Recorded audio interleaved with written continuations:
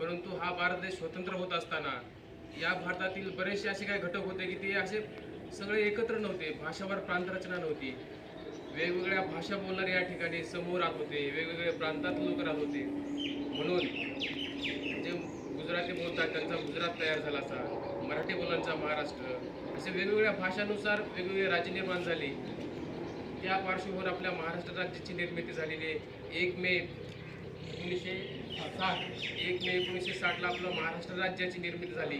म्हणून आपण हा 1 मे हा दिवस मोठ्या उत्साहामध्ये संपूर्ण महाराष्ट्रभर ध्वजारोहण करून साजरा करत असतो. तसेच आज कामगार दिन देखील आहे. त्यानिमित्तानं आपण सर्व कामगारांना देखील या ठिकाणी या दिनाच्या शुभेच्छा देत असतो. मी या महाराष्ट्र दिनाच्या सर्वांना खूप खूप शुभेच्छा देतो आणि आपण दरवर्षी अशाच या उत्साहामध्ये महाराष्ट्र दिन साजरा करत जाऊया अशी अपेक्षा व्यक्त करतो आणि थांबतो. धन्यवाद. थँक्यू.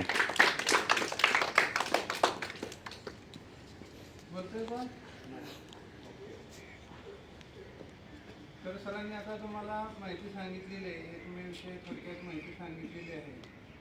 तरी पण आता मला 2 शब्द बोलणं गरजेचं आहे, म्हणून आता बोललं तर पाहिजे. बोलणं तर ते आहे ना. तो असं आहे, 1 मे 1960 रोजी महाराष्ट्र आपला स्वतंत्र झाला. याचा अर्थ महाराष्ट्र स्वतंत्र नव्हता का अगोदर? महाराष्ट्र पारतंत्र्यात होता का? तर नाही.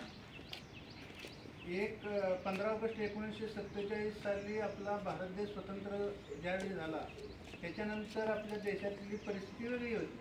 मग काय होतं देशात तेव्हा की वेगवेगळी राज्य होती, परंतु ती कशी प्रांतवाद रचना होती. म्हणजे हा वेगळा प्रांत, तो वेगळा प्रांत. राज्य हा शब्द नव्हता त्यावेळी, प्रांत हा शब्द होता. मग आपण त्यावेळी मुंबई प्रांतात होतो. म्हणजे आपल्याला महाराष्ट्र राज्य नव्हतं, त्यावेळी मुंबई प्रांत नाव होतं त्याचं. मुंबई प्रांतामध्ये कोण होतं?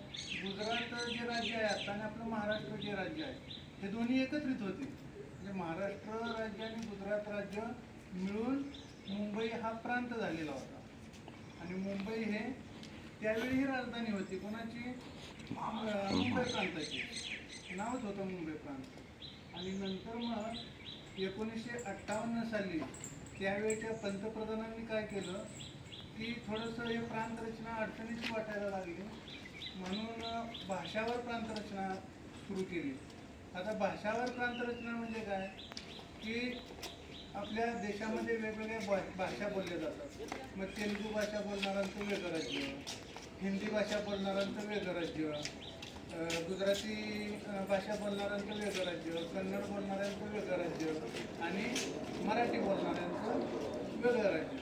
मग त्या पद्धतीनं 1958ला अशा पद्धतीची घटनेमध्ये दुरुस्ती झाल्यानंतर 1 मे 1960 रोजी आपल्या महाराष्ट्राला स्वातंत्र्य मिळण्यापूर्वी किंवा स्वतंत्र होण्यापूर्वी काय झालं, हा जो मुंबई प्रांत होता